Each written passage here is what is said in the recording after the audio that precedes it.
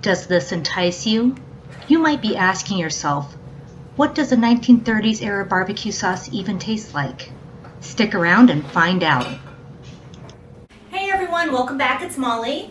Today I'm making barbecue sauce. This is from the Watkins cookbook. This was copyrighted around 1938. Make sure you stay tuned through the whole show so you can see how I adapt this vintage recipe to modern cooking practices, and most importantly, you'll see the taste test. As always, I'll put the recipe down below in the description box. I'm finally getting warm here in Washington, and I thought that we would smoke some pork spare ribs today. And I wanted to make a barbecue sauce to go with them. When I was looking through this book, I did notice that they had a barbecue sauce recipe. So this barbecue sauce recipe is a bit different.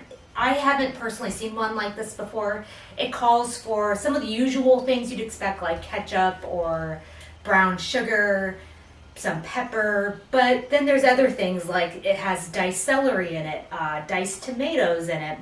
What else does it have? Green pepper. So it's a little bit unusual. I'm not exactly sure how they're going to turn out, but we'll play with it.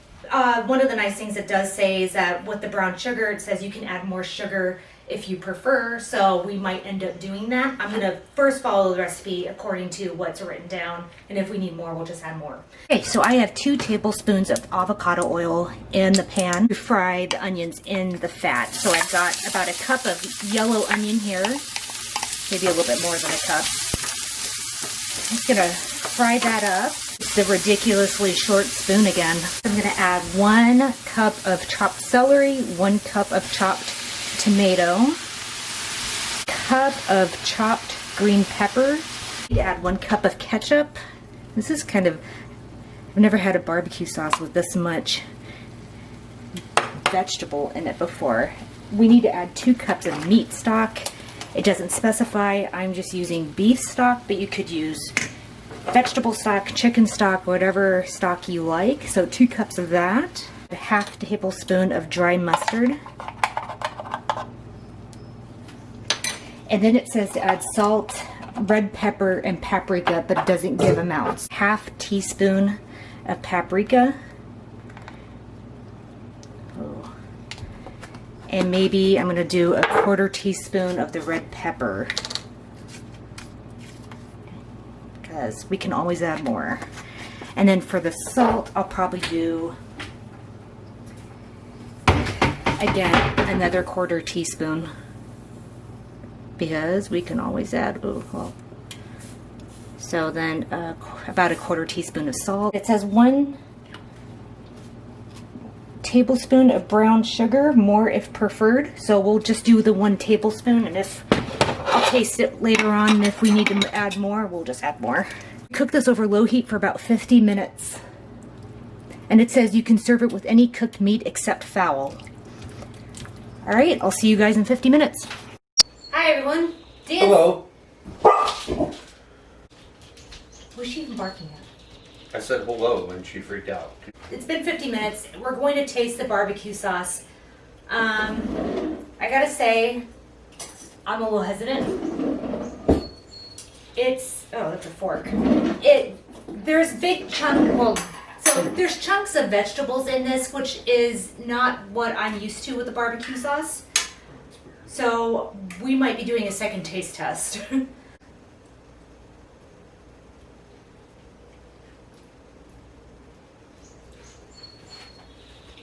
I mean, it tastes barbecue sauce-esque. It's got a nice tangy taste to it though. Yeah. It almost tastes like salsa dip. Yeah. That's what this reminds me of, a salsa dip. Yes, you're right. I was like, what does this remind me of? It kind of reminds me of like a hot salsa. Yeah. So not what I mean, when I think of barbecue sauce, my favorite barbecue sauce is Carolina barbecue sauce. I really like vinegar, but I also like that. I like that vinegar sweet, and this isn't sweet enough for me. So I think what I'm gonna do, and I think the vegetable chunks are not really what I'm looking for when I think of a barbecue sauce. I wonder if when they referred to barbecue sauce, because this was from 1938, I wonder if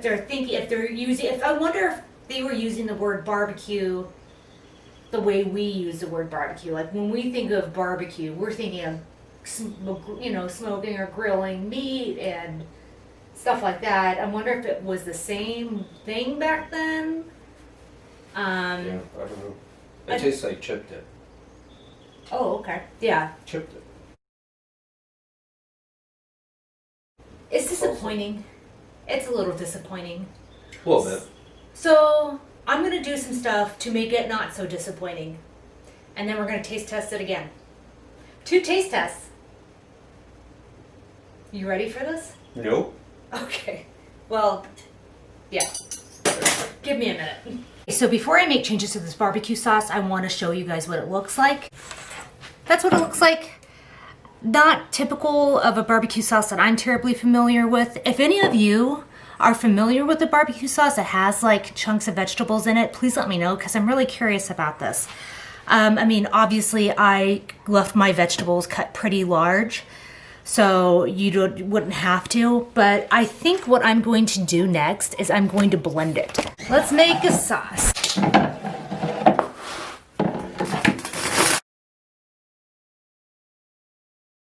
Oh, you're just helping himself to chips. Well, put the chips up. You know the cat has a problem.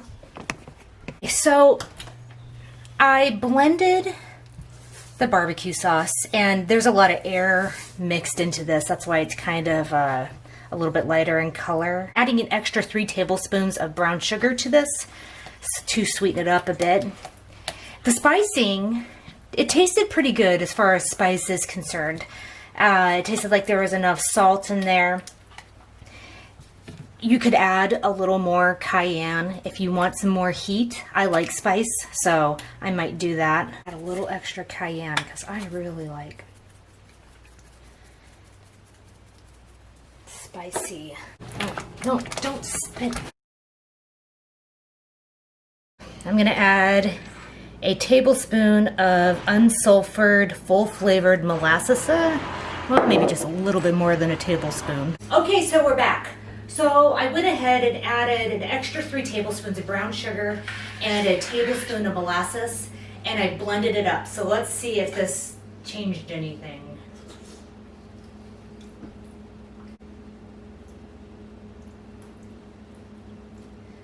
It's just it's kind of disappointing.